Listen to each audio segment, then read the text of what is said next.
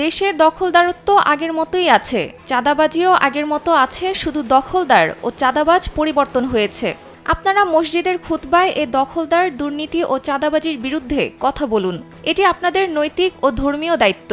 জনতার উদ্দেশ্যে এসব কথা বলেছেন বৈষম্য বিরোধী ছাত্র আন্দোলনের কেন্দ্রীয় আহ্বায়ক হাসনাত আব্দুল্লাহ। তিনি বলেন, একটি চক্র বাংলাদেশে হিন্দু সম্প্রদায়ের ওপর হামলা হচ্ছে বলে মিডিয়ায় প্রোপাগান্ডা ছড়াচ্ছে। এ বিষয়ে ইমাম ও আলেম সমাজকে হকের পক্ষে কথা বলতে হবে। বাংলাদেশ নিয়ে দেশে ও বিদেশে চক্রান্ত হচ্ছে।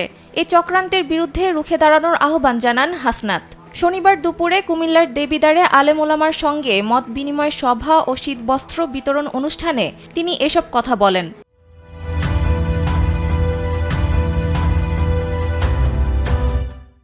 শঙ্কা করে বলেন, কেউ কেউ সাম্প্রদায়িক উস্কানি দিয়ে সংঘাত লাগানোর চেষ্টা করছে। জানান, এদেশে যারা সংখ্যালঘু রয়েছে তারা সবচেয়ে বেশি নিরাপদে রয়েছে এবং আমরাই তাদের সবচেয়ে বেশি নিরাপদে রাখতে পারব। যারা ধর্মীয় উস্কানি দিয়ে সংঘাত লাগানোর চেষ্টা করবে তাদের শক্ত হাতে প্রতিহত করা হবে। হাসনাত বলেন, সমাজের সার্বিক বিষয়ে কথা বলাও আলেম ওলামাদের দায়িত্ব।